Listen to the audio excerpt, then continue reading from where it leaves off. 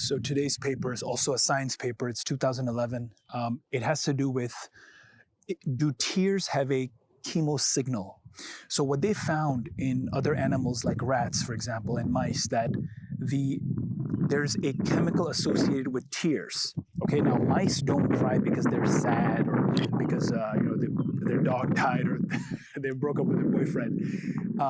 They cry for protecting of their eyes, and there are other protective reasons for animals to cry. The human is the only animal that has tears because of emotional reasons, right? Charles Darwin was the first one to point this out. So this paper looked at what happens to men in terms of how attracted they are to a female due to tears. Okay, now why does this matter? Why is this practical?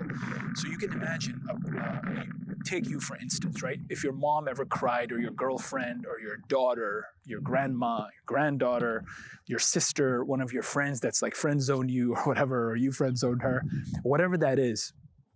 When that girl cries and you see her cry, and this definitely happened with my ex-girlfriend, whenever she was crying, this happened, your sex drive kind of plummets. Like your libido, your testosterone, you feel that you've kind of lost that sex drive just because you saw this girl cry. But here's the interesting thing.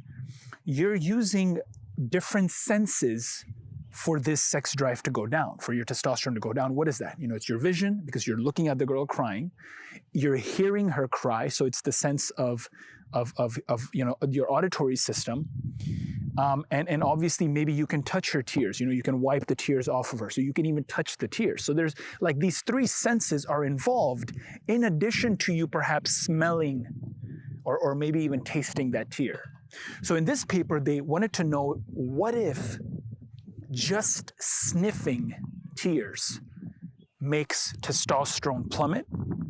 And how strong is this crying and tear in our evolution, right? Because if evolution preserved tears coming from the eyes, all the way from the fucking mouse to the human, it might do something for us. So what they did was they took these two women and they made them watch these sad movies, and the woman started crying. And what they did was they took the tears, the woman, you can see it in the figure. I'm going to show the figures here. The woman put like a little test tube here, and the tears would fall down into this test tube. So she collected a bunch of tears in this test tube and gave it to the scientist.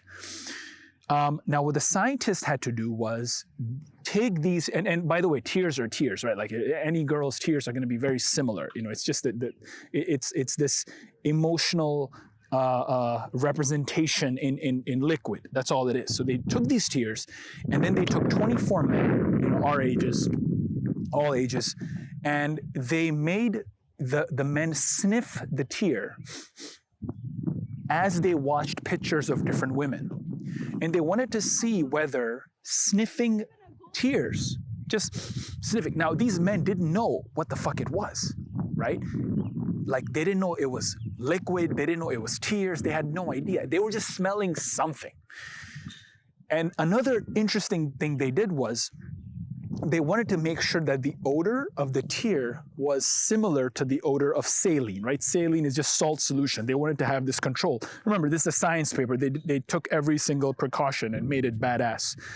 So now they tried to see, okay, we want to make the tear, whatever the fuck the tear smell is, we want to have saline smell the same way, so we get the right control. So they took saline and they just, also wiped it here on the cheeks of the women, and they made sure that the saline's odor was identical to the odor of the tear. So the men couldn't even tell the difference of what the fuck this was. They proved all this. So now, what happens? They looked at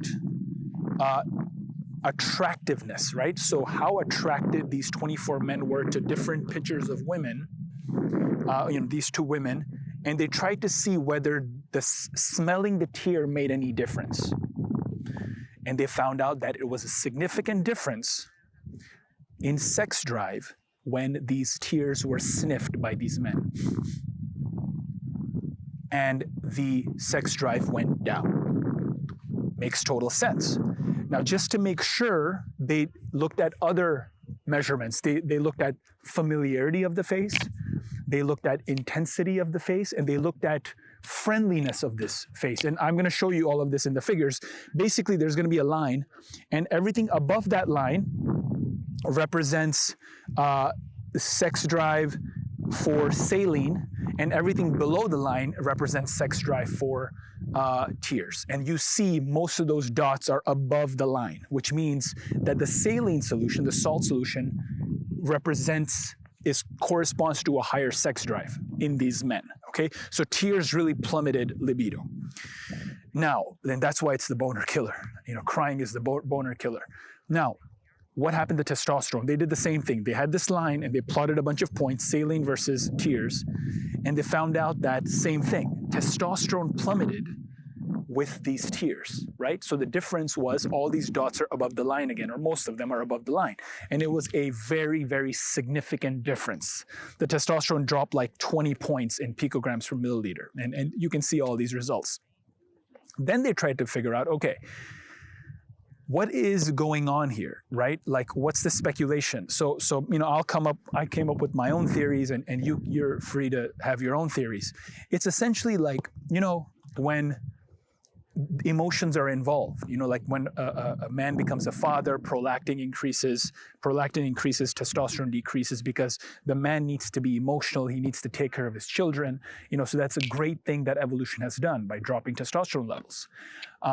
A lot of the time when the women in our life cry, we need to attend to them. We don't need to necessarily fuck them. Although what I found is whenever my ex was emotional or crying, when she got a good fuck, she was okay. So that does help. It definitely helped in my case. So yeah, it's just you attend to those emotions, but you don't necessarily. So if that ever happens and you can have a good fuck, what you need to do is, even though she's crying, you're gonna have a drop in testosterone, but hang in there. Try to find some sort of eroticism or attraction in that and fuck her really well, because that's what worked for me in terms of getting her back and happy and being at peace and kind to the world. So yeah, another thing that they did at the very end, they tried to figure out, or they tried to question, is it the fact that the tears were sad tears? Is that why? What if they were happy tears? What if they were angry tears? Like, they didn't do those experiments, but that's something to do in the future. And that's why crying is the boner killer. And really cool finding. So it turns out that even human tears have a chemo signal. You can sniff them, and there's something in these tears, some chemical that makes just sniffing them, some pheromones, some sort of chemical that makes the testosterone go down in men. Cool. So take a look at these figures. I'm going to put the link in the description below. Go read these papers. They're dope. They're really cool. There was even a comment in another journal that kind of said that this paper didn't have the right date, didn't have the right methods, so they tried to question it, they tried to prove it wrong. Then the authors of this paper, they rebutted, they wrote another paper, and they said, no, fuck you, we're actually right, you didn't do it right, and they showed why. So yeah, it's a really important work, I guess. A lot of people debate about it, and it's kind of controversial too. So anyway, comment below. Let me know if there was ever a time when you witnessed someone cry, who that was, and did your testosterone and your libido actually drop? And obviously, you don't have to say if it was your mother or something. Like, that doesn't make any sense. But like if it was your girlfriend or your wife or whoever, if you had some high sex drive and then you saw her cry and it just fucking plummeted. Let me know if your boner has been killed as well because of some woman crying. Okay. The other thing that they wanted to ask was, what if a man cry?